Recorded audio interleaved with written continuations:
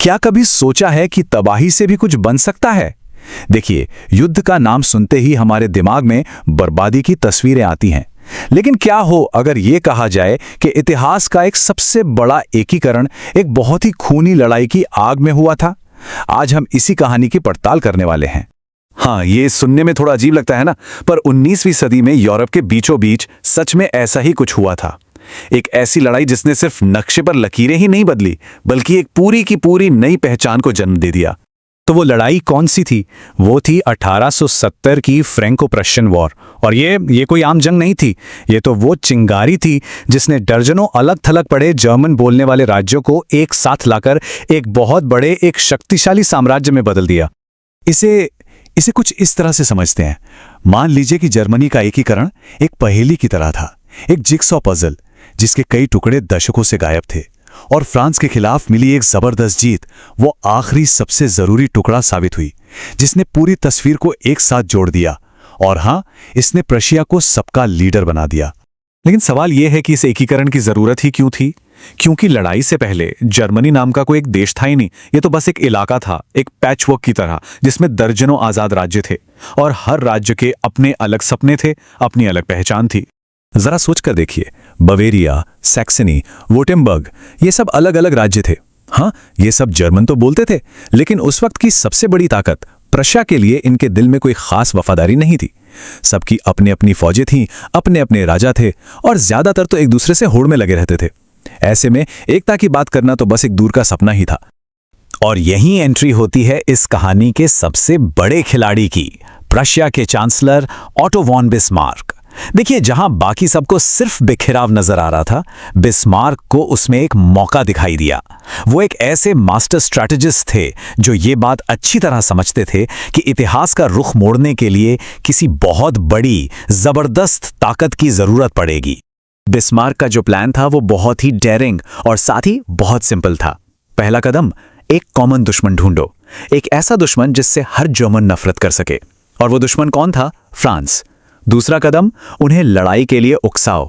और तीसरा और आखिरी कदम, इसी लड़ाई का इस्तेमाल करो इन सभी आपस में लड़ने वाले राज्यों को एक साथ लाने के लिए, एक मकसद के लिए, और वो मकसद था जीत। और कमाल की बात यह है कि यह प्लान बिल्कुल वैसा ही चला जैसा बिस्मार्क ने सोचा था। जो साउथ के राज्य थे, जो हमेशा से प्रशिया की बढ़ती ताकत से डरते थे, उनके सामने अब एक बड़ा खतरा खड़ा हुआ, फ्रांस का हमला। तो अचानक से अपने पड़ोसी प्रशिया के साथ मिलकर लड़ना पेरिस से हारने से कहीं बेहतर लगने लगा। और बस फिर सब ने कंधे से कंधा मिला के लड़ाई लड़ी। और इसका जो नतीजा निकला वो तो हैरान कर देने वाला था। जरा इस बदलाव को देखिए। सिर्फ एक साल के अंदर जो पहले अलग अलग राज्यों का एक झुंड था, वो अब एक मजबूत साम्राज्य बन चुका था। मतलब जो लड़ाई के लिए बना एक टेम्परेरी मिलिट्री अलायंस था, वो अब एक परमानेंट देश बन गया था। कमाल है ना? ये सिर्फ एक पॉलिटिकल बदलाव नहीं था, ये पहचान का बदलाव था। अब बवेरिया का कोई सिपाही सिर्फ बवेरिया के लिए नहीं लड़ रहा था, वो जर्मनी के लिए लड़ रहा था। सबने मिलकर जो कुर्बानियां दी और जो जीत हासिल की, उसने एक बहुत ही मजबूत रिश्ता बना दिया। कह सकते हैं कि जंग के मैदान में जो खून बहा, वो उस गोंद की तरह बन गया जिसने इन सब अलग अलग राज्यों को हमेशा हमेशा के लिए एक साथ चिपका दिया।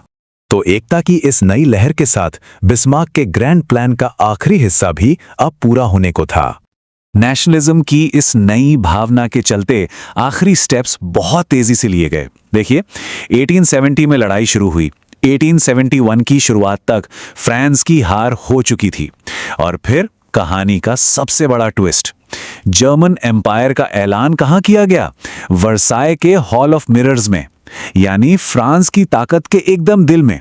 इससे बड़ी बात और क्या हो सकती थी? ये बिस्मार्क का मास्टरपीस था। उन्होंने लड़ाई की आग में एक बिखरे हुए समाज को एक मजबूत राष्ट्र में बदल दिया था। यूरोप का नक्शा हमेशा के लिए बदल चुका था और दुनिया के मंच पर एक नए बहुत ताकतवर सुपर पावर का जन्म हो चुका था। तो जर्मनी की ये कहानी एक बहुत बड़ी बात याद दिलाती है कि देश हमेशा शांति की मेज पर बैठकर ही नहीं बनते, कभी कभी उन्हें लड़ाई की भट्टी में गढ़ा जाता है। और ये हमें सोचने पर मजबूर करता है कि इतिहास में और कितनी बार ऐसा हुआ है कि एक भयानक युद्ध अपनी सारी तबाही के बावजूद अनजाने में एक नए देश का बनाने वाला बन गया हो।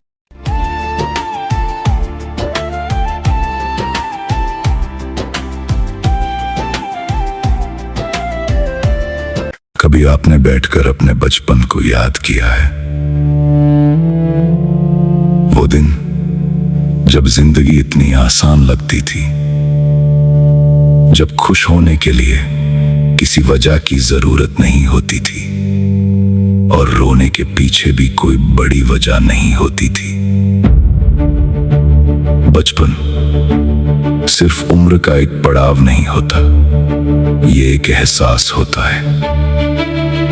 एक ऐसी दुनिया जहां जिम्मेदारियों का बोझ नहीं, सिर्फ सपनों का आसमान होता है। याद है आपको वो बारिश में भीगना बिना किसी डर के, मिट्टी में खेलना और फिर मां की डांट सुनना, छोटी छोटी चीजों में खुश हो जाना, एक नई पेंसिल, एक रंगीन गुब्बारा या दोस्तों के साथ बिताया हुआ एक दिन। बचपन में हम अमीर नहीं होते थे, लेकिन खुश बहुत होते थे। ना कल की चिंता होती थी, ना भविष्य का डर, बस आज में जीना आता था। लेकिन जैसे जैसे हम बड़े होते जाते हैं, हमारी जिंदगी बदलने लगती है। जिम्मेदारियां बढ़ती हैं, सपनों की जगह टारगेट ले लेते हैं और मासूमियत की जगह समझदारी आ जाती है। हम हंसते तो हैं, लेकिन दिल से नहीं। हम जीते तो हैं, लेकिन खुलकर नहीं।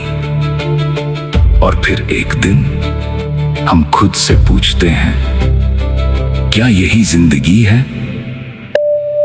हम बड़े होकर वही सुकून ढूंढते हैं जो कभी बिना ढूंढे मिल जाता था। क्योंकि सच तो यह है, बचपन में हमें जिंदगी जीनी आती थी और बड़े होकर हम सिर्फ निभाना सीख जाते हैं।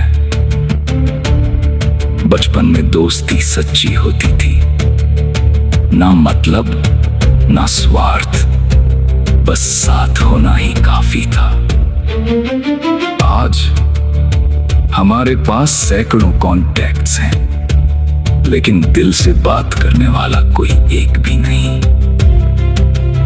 बचपन में गिरते थे तो उठना आसान था, आज गिरते हैं तो संभलने में वक्त लग जाता है। लेकिन क्या बचपन सच में चला गया है, या वो आज भी हमारे अंदर कहीं छुपा हुआ है? शायद बचपन कहीं गया नहीं, हम ही उसे पीछे छोड़ आए हैं। क्योंकि बचपन सिर्फ उम्र का नाम नहीं है, वो एक नजरिया है। अगर आज भी हम छोटी छोटी चीजों में खुशी ढूंढ लें, अगर हम बिना वजह मुस्कुरा सकें, अगर हम अपने अंदर के उस बच्चे को जिंदा रख सकें, तो शायद बचपन आज भी हमारे साथ हो सकता है। जिंदगी हमें बड़ा जरूर बनाती है, लेकिन हमें यह तय करना है कि हम अपने अंदर के बच्चे को मरने देते हैं या उसे जीने का मौका देते हैं। क्योंकि वो दिन शायद लौट कर नहीं आते, लेकिन उनकी यादें, उनकी खुशियां हम आज भी महसूस कर सकते हैं। तो आज एक काम कीजिए, थोड़ा रुकिए, थोड़ा मुस्कुराइए और अपने अंदर के उस छोटे से बच्चे से मिलिए जो आज भी आपका इंतजार कर रहा है। यही है जिंदगी का सबसे खूबसूरत सच, बचपन कभी खत्म नहीं होता, हम उसे भूल जाते हैं।